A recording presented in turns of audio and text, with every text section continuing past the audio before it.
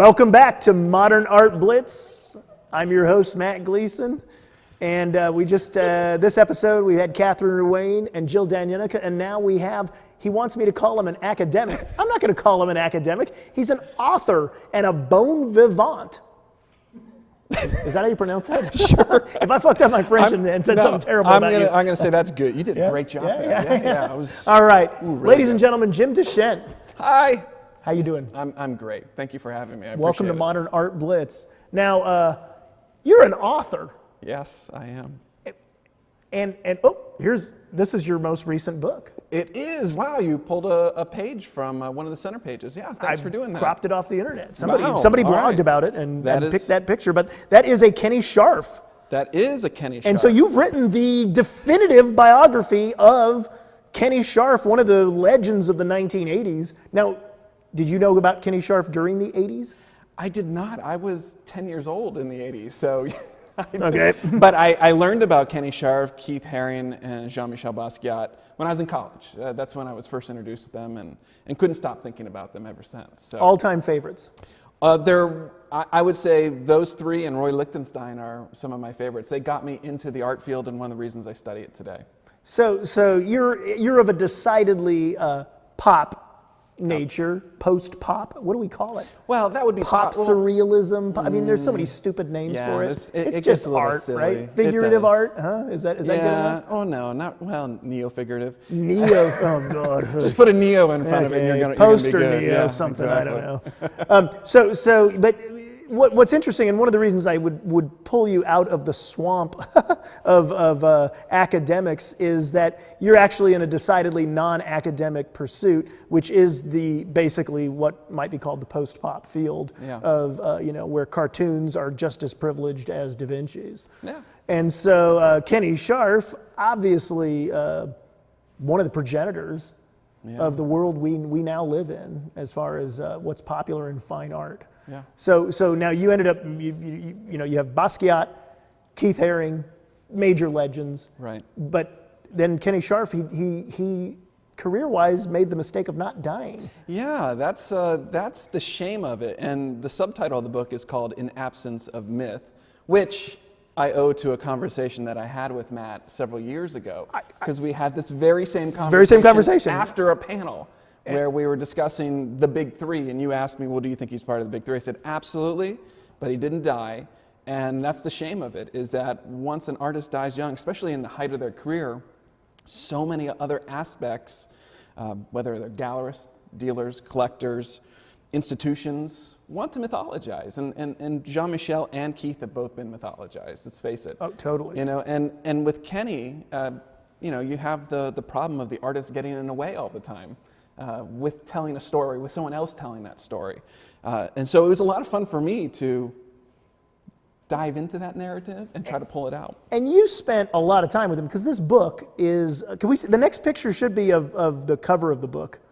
Should it not? Yes, there it is. In Absence of Myth, Kenny Scharf. Now, this is just chock full, like every page has like an amazing art gossip story. It does. It is full of gossip. It's like, there's just crazy things. And the guy was just around so many people. Yeah. I never realized or appreciated how Andy Warhol really mentored Kenny Scharf. Absolutely. And that actually made, tell the story that it made Basquiat a little... It made Basquiat incredibly jealous. Okay. To think that Andy would spend time with anyone but himself. Okay. And Basquiat had a really mean streak. And we, again, the myth of Basquiat. Oh, he was this wonderful great guy. images. He's on calendars, and he was a nice guy. You can get a coffee mug with him. And he loved kittens. Absolutely. There's pins you could buy of him as a cartoon character, but he was nothing like that. And Kenny would visit friends, and they would have artwork up, and Basquiat would come later on, seeing that Kenny had invaded one of his spaces, and he would destroy all the work. Wow. So Basquiat was really important to Kenny. They had a great relationship. Jean-Michel took him out for the first time tagging. I mean, it's such a great story.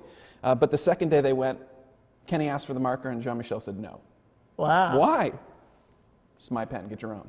So it had this hot and cold aspect to the relationship, and that continued all the way to his death. And it was a game in a way, but I'm not sure Basquiat could control it completely. Yeah, well, he was a bit of a, he was a sketchy character. The best Basquiat story I ever heard was a guy I knew who was a total pothead, just a complete, wake and bake, they say. Yeah, and he told me, he said, well, one time I got stoned with Basquiat.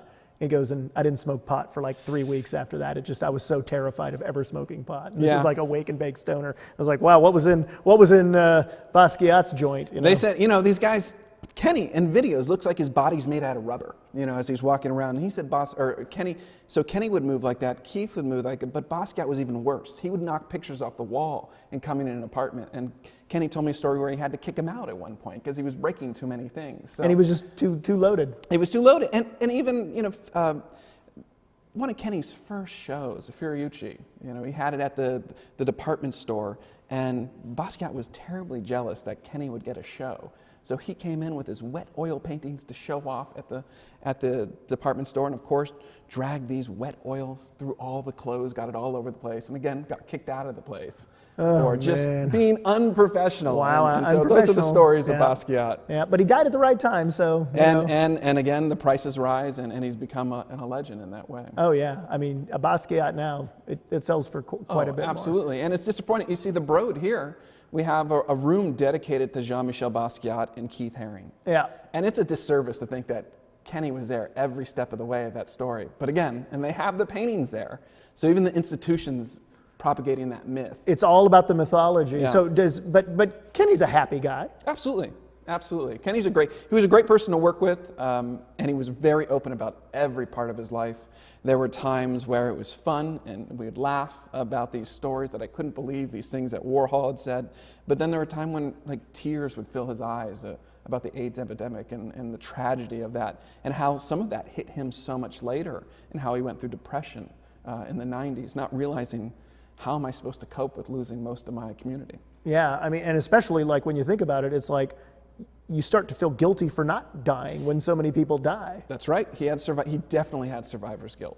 And I think he made bad decisions, whether they business-wise or social-wise, that would hurt him. And he lives in Los Angeles now. He does. He had a studio, when I was doing the book, he had a studio in New York and Los Angeles. He had since moved from New York and is full-time here in LA. Yeah. So, and that was neat to see him just on both coasts and in different contexts. And does the book end, and he lived happily ever after? It doesn't end, he lived happily ever after, but there are a lot of takeaways for artists that I think are helpful, because he's someone that really hit it hot, as a young person. I mean, he was famous and selling paintings for a lot of money. A lot of money. And all that money, bye-bye. Yeah, and traveling around the world. And, 10 years later, he's virtually invisible, living in Florida, is married with a few kids, and wondering, where did it all go? And so that story is part of him climbing back. That's probably, as far as there's all this fun stuff, but then there's this drama of oh my God, I had everything and I don't have anything now. That's right. Bartering for your dentist and trading paintings. Trading paintings to get the fillings. It sounds so terrible. But at the same time, he realized, he was the person in control of his destiny, and it was through painting and dedicating himself to the painting that he was able to come back. Wow. So now we're looking at a previous book. Yes. Shepherd, say the name. It's this little artist named Shepard Fairey. But it says Shepard Fairey Inc. It's Shepard Fairey Inc., artist professional vandal. So a professional vandal. That just doesn't make sense. Well, it's both. Yeah, it doesn't. And as you know, Shepard is world famous for doing the Obama Hope poster. Sort of cut his teeth as a street artist for the most part, as you know. But it's his business dealings. That's where the professional part comes in, whether it's... He owns a T-shirt company, right? Among many other things, a design company, and has a studio with a few assistants that do work for him as well. Yeah. So there's a professional aspect to it. And obviously you're sympathetic to Shepard Fairey. I am sympathetic. I don't think he's perfect. There's a lot of problems with his work. That's the only book on Shepard Fairey that wasn't controlled or commissioned by him. So I was not paid to do that. It's a critical look at his art and life and business practices. Is he a fan of the book, though? He said he thinks it's fair. It's fair? Yeah, wow. He thinks it's a fair account. See, I would have given him an unfair account, right? Yeah. Well, you are one of the, I use you as an example to start some of those arguments, which I'm helpful for, absolutely. Okay, so some of the arguments I have, the issue that I've always had with Shepard Fairey is And fine, fine. To me, he's a designer, and then Yeah. there's a couple things. One, this infiltration of the fine art world. Yeah. But even more so, the need for the vandalism, as a signifier of the authenticity of the Right. artist. It always has to take place in an urban setting. So here you have a kid who's basically from suburbia. I'm from suburbia, and Robbie Cannell pointed out every good thing really comes out of suburbia, So, but it was the suburban hip hop kids, the suburban punkers. I mean, it was that sort of thing that really, that sort of material security of mom and dad that allows these artists to go. You never see a Shepard Fairey on the neighbor's garage door. He has to come into the inner city, not his neighborhood, not his culture. And that's where he has to put a Shepard. A Shepard Fairey means something when it's in this urban setting, Yeah. but it's a suburban sentiment. Watching Andre the Giant on wrestling absolutely. on TV. Absolutely, and skateboard culture is the same thing. It's very much a suburban sort of subculture. It's Did not skateboarding kill punk rock? That's well, I think a lot of things killed punk rock. I'd say if you're gonna blame anything, you blame heroin more than anything. I wouldn't say that. I'd say the first record deal probably did it. But let's go. The next book. There's another book you wrote. I want to get the cover of, which is maybe no. Can we go one more? One more. There we are. Now this is your treatise on the street art movement itself. This is Stay Up Los Angeles Street Art. This was the first more pop culture book that I did. And that's in the Arts District. That mural is in the Arts District. It's Now still there. That the thing is Arts held up. District. That's right. Well, it's there's official. not many artists left. Are there any artists in the Arts I think District? there's two. There's two? Yeah. Oh, no? There's a lot more designers. There's a lot of There's a designers. lot of There's plenty of designers in the lawyers Arts there now. There are a lot of lawyers So too. what is it like being an academic? But the academics all want to talk about social practice, feminism. They want to talk about minimalism, Chris Burden. They want to talk about the Renaissance. You're talking about this street art. I mean, are you kind of on the outs? Well, when I first started doing this, I think it very much felt that way, that there wasn't a lot of folks focused on subjects like this and wanted to take it seriously, because mostly the folks writing books were former street artists or graffiti artists who were introducing who they are and saying a little bit about them. And so I wanted to bring more of an academic perspective, but believe it or not, there's a lot of folks out there all of a sudden in the last 5 years that want to focus on sort of these issues, these concepts. Now, let's to be fair, in academia, the customer, i.e. the students, the whole reason the fucking thing's there for in the first place, they actually like street art, right? They love it. So you're kind of popular with the kids, It's right? accessible, and I got introduced to it from them. It was students that were bringing this work to me and asking me what I thought of it and how I engaged it, and so it seemed, you got to meet folks where they are if you're going to make a difference. And part of what I do as a professor is I want people to be more intelligent, viewers of the world and engage in a more intelligent way. And how do I say this? Well, what were you studying before you got into street art? What was your field of specialty? Well, I've done a few biographies in my dissertation, but the history of how art's been taught has always been one of my... The history of how art has been taught. Art teaching methods through the years. So I have a few books on that subject as well. Oh yeah? Yeah. Not as good as sellers though as Stay Up. No, they're not as good as sellers, but they have their own audience when you go to academic conferences. Oh really? So they know they're used in academic, in classes. Do academics ever ask for autographs? No. Well, they ask you to sign their books. I've had signing the books, but that's a little especially more doctoral students or master students. Oh, really? Yeah. Okay. So, but now the field of street art is getting academicized, right? In a way, there's a few. Folks who study law, sociology. There's a few philosophers out there who do it. Has street art peaked as a movement historically? Absolutely. It's over. I think. Wow. I think, and we'll still have street art being made.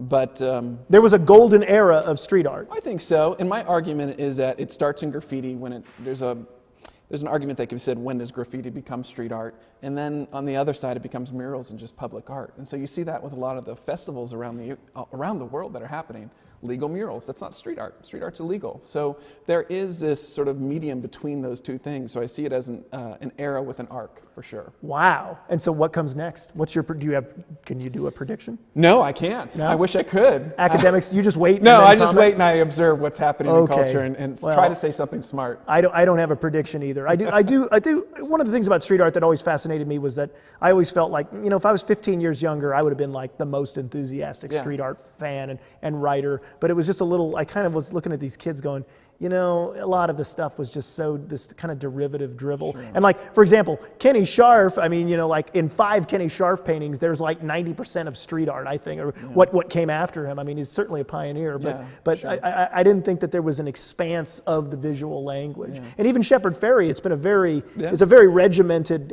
kind of brand thing that he's done. Absolutely. You know, I mean, and have you ever met Banksy in person, the real Banksy? I have not met the Banksy. Robin Gunningham? You know, no, Robin. No, I have not. You haven't? There's he certainly comes around and he's engaged with a lot of folks. Does he ever, like, have you ever noticed he bought your book? Like, hey, wait, we had to ship a book out. I will say, when I first started doing the Stay Up book, the book prior to that, I had an interview with Banksy via email. Wow. And he was really kind to answer the questions through his pest control, and they even gave me images to use. But that was before sort of the Banksy sort of hype with everything with the movie and whatnot. So yeah. I can say I had an interaction that way, but it hasn't been a goal of mine. Last question, Jim Daichendt. Who's your all-time favorite street artist, and who's the street artist that you think 500 years from now, that will be the one that they talk about? Yeah, well, I don't know if I can answer a favorite street artist, but I could say the favorite street artist at the moment. Robbie Canal, certainly. He's someone that I'm working with a project. The veteran. And yeah, he's someone I very much admire because his life and his narrative of his life, it all streams into the final product of that work getting out there, and that's just so impressive. That might be your next biography then, yeah, right? It's super authentic. So yeah. No, great. We've had Robbie Canal on the show. Did you know that? I did know that. Did you watch the episode? I did watch that. Yeah, absolutely. We squeezed a few stories out of him. He's a good guy. He certainly has the stories. Let's see. While we've been gabbing, intern Eliza, because you know college kids these days, they get a bad rap for being snowflakes, I know. She's a hard worker. You're not a snowflake, are you? You know what this is referring to at all? Oh, they call your generation is like a precious, every snowflakes you meet. I am a snowflake. You are unique. Oh, God. Okay, so here we have a fabulous sketch of Jim Daichendt. All right. I gotta tilt my head. There we go.